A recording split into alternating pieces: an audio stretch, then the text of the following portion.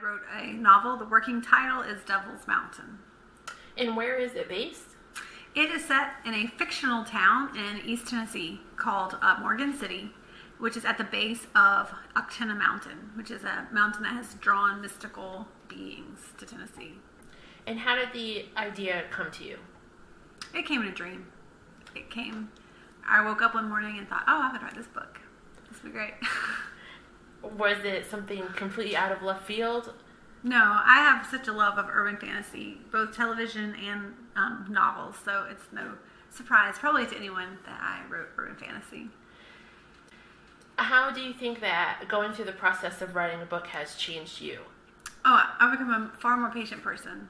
I mean, I've been working on this project for 4 years. Did you find a sense of your own identity in your main character? Definitely. I think that we're different people, so this isn't, she's by no means autobiographical, but when I see her struggle with things, a lot of times it's funny how your psyche works. I'll write a storyline and then I realize, I struggle with the same kind of themes. Playing with those themes with her is, sometimes cathartic. So do you think that you can find resolutions for your own problems through the eyes of Noelle? Absolutely. I mean, I think that's the point of a heroine, so you can identify with that person and let her make the mistakes for you,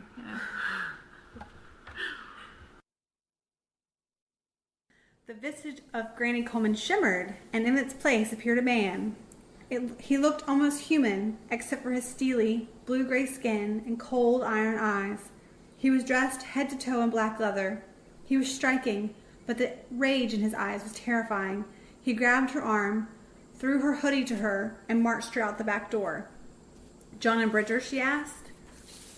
"Once you were asleep, I steered them away with a series of twists and turns. I assure you they are quite lost, a couple of miles away. They'll be fortunate they can navigate their way out of the forest once it's daylight again." Fantastic. He led her to Mrs. Coleman's car, but Noelle refused to get in. "No way. I may be the hostage, but I'm not an idiot. I know you have some sort of den in these woods, and I'll go, but it has to be on foot." He growled at her, but slammed the car door closed. He grabbed her arm and dragged her towards the woods. She had to take 2 steps for each of his to keep up. In the pitch-black forest, and still groggy from the sedative, Noelle stumbled often. The djinn barked orders at her to step over roots and to lean on branches. She followed his instructions, quickly losing track of the direction they were moving in. The temperature was falling. Noelle shivered so hard her teeth chattered. Her fingers went numb. They were moving fast, too fast. She had to slow them down. She didn't recognize the area, but prayed that Bridger would know it well. She found a large rock and sat down to catch her breath. He turned to her and hissed again. "Whatever, man. I'm exhausted. Your harassment has screwed up 3 nights of sleep and you've drugged me. I'm doing the best I can." When this chapter opens, she has been stalked for several days by a djinn. They figured out it's a djinn who's been able to shift shapes and take the identity of several people in the town. But she's become paranoid and she starts to believe that at some point everybody is a djinn. "Get up, we've got to move." He pulled her to her feet. "Watch the brambles there." They walked on for so long, Noelle stopped shivering, her body conserving the energy. Her lips, hands, and feet burned with cold. She was chilled to the bone. Noelle pulled her shirt over her nose and mouth to warm the air she breathed. Eventually, the dense brush gave way to a clearing. The ridge of Mount Actina stood out against the sky now that the darkness was beginning to fade, ever so slightly, with the impending dawn. The djinn was skirting the mountain and heading back towards the Cumberland Ridge campsite. It now made sense why the djinn had chosen Granny Coleman. Her land butted against the national park. Noelle stopped in the middle of the clearing and called out to it. "Why me?" she asked. It turned to her and sneered. "Because you're morally ambiguous, and I find that very attractive in a woman." Noelle let out a strangled laugh. She sat down on a fallen tree, pulling her legs up to her chest, and wrapped her arms around them.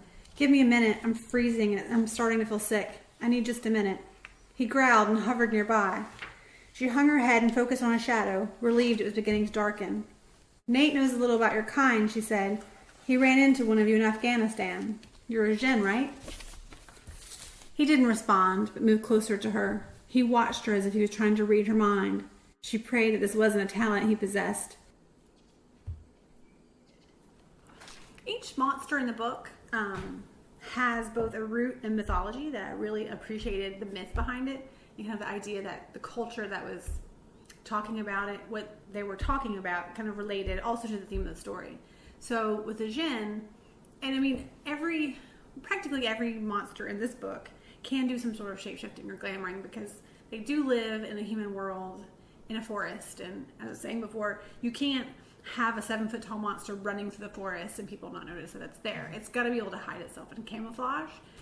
And I think that that ability to shift identity with almost every monster has something to do with how she's changing too. So as I went through the themes, wherever she was in her process, her heroine journey, I tried to find a monster that would kind of mirror back that theme. Through the quiet of the forest, Rocco's bays echoed off the trees. She smiled and pushed away from him. She ran in the direction of the bang and screamed for help. But he was after her in a second, and he was preternaturally fast. He grabbed her and shoved her hard against a rock cliff, knocking the wind from her lungs. He pressed himself against her, pressing her into an indentation in the rock face. He shushed her and clamped his hand over her mouth. She tried to scream, but it did no good. He sneered, his eyes flashed with cruelty. The waves of hate, anger, and rage roiled off of him as he pushed against her. She retched. John, closer now, called her name. The Jinn hissed into her ear a demand to keep quiet, one she understood perfectly, although it was in a language she didn't speak. Panicked, she stood stock still. She knew the Jinn was masking them with his glamour. Jean would be blind to her, even if he walked right past. His cries for her grew closer, 100 yards away now. But quickly, his calls began moving in the other direction. Knowing she would not survive being left in the woods with the Jinn, she made her decision. She had no choice. Noelle is tricked by the Jinn. He's hiding in the grandmother form. And they go into the forest. They're basically reenacting the Little Red Riding Hood myth. And part of that is because Noelle's identity is changing.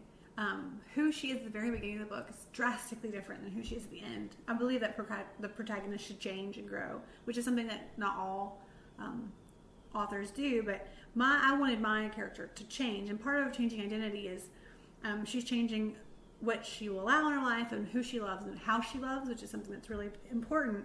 And I feel like the Jinn and his ability to kind of mirror to her the identities that she's going through is an important mirror for her and for the reader too, because it kind of foreshadows where she's going. Noelle bit down hard on his hand with all of her might. In one desperate, flailing attack, she punched and kicked and clawed all at the same time. Her blows landed with little force, but the sudden violence startled him and caused him to step back. He hissed again, and Noelle sprinted away, screaming. He caught her in a few strides and knocked her to the ground. She screamed John's name, piercing the dawn twilight with a panic in her voice. The shrill cry reverberated through the trees. The Jinn pulled back and punched her in the face, causing her to see stars. Noelle bucked up, scrambling, pulling at his hair, his clothes, and scratching at his face. She made contact with his ear, wrenching it, and she sank her teeth into his hand as he fought to cover her mouth. Noelle rolled to her side, throwing him off balance. As he righted himself, she scrambled to her feet. In a few steps she fell, landing on a large branch. She swung it as she righted herself, as he grabbed her, but it barely made contact. She swung again and screamed John's name.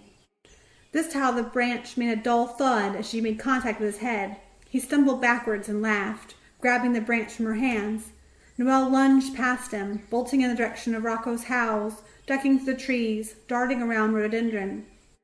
He overtook her easily and stopped in front of her, blocking her path forward. She grabbed another branch from the ground and waved it at him.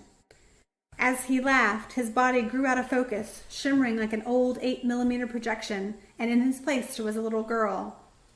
The small child giggled and shook her head of carrot-colored curls. Her eyelet dress was pristine, her ankle socks ruffled, her shoes patent leather. "Coward," Noelle said, choking out her words. "You know who I am, Noelle," the little girl said in a sing-song voice. "Does this make it harder for you?" Noelle hesitated, thrown by his disguise. "It makes it harder, but not impossible." The little girl shimmered, glowed a little, and reformed with a crackle. Before Noelle stood an exact replica of herself, blood seeping from a gash above its eye. Noel reached up and touched her forehead. She hadn't realized she was bleeding.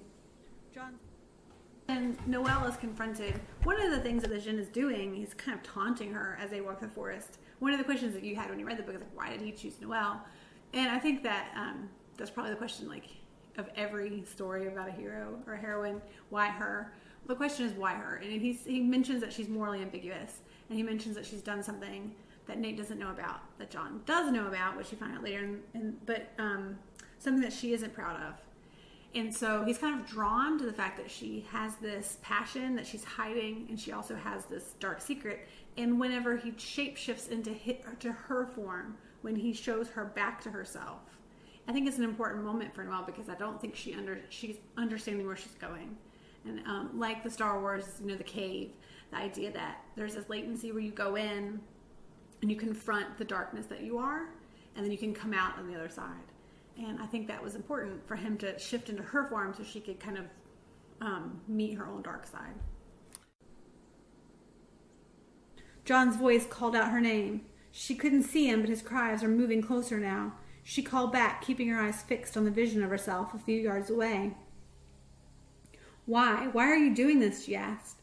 She heard her own laugh and a grotesque, guttural chuckle. You'll be better off when you stop asking that question. In one movement, it crouched and pounced on her, knocking her down again. It leaned in and pressed its lips, her lips, against her mouth. Its body, a perfect twin of her own, moved against her, the branch hard between them. Noelle shoved it off of her, and it fell on the ground, laughing. Noelle drove the limb down, but it rolled to the right, avoiding her blow. Noelle lifted her pitiful weapon again and watched the Jinn transform again. In a flash, Nate's face stared up at her from the ground. Startled, she stepped back. Nate smiled up at her. Sometimes being a hero means doing the things no one else ever wants to have to do. What did you say? He doesn't know what you did, does he? The evil of which you're capable. Can you just join me, Noelle, when I look like him? Can you bring yourself to do it? Noelle screamed and drove the branch into his head, aiming for its hateful eyes. Its shrieks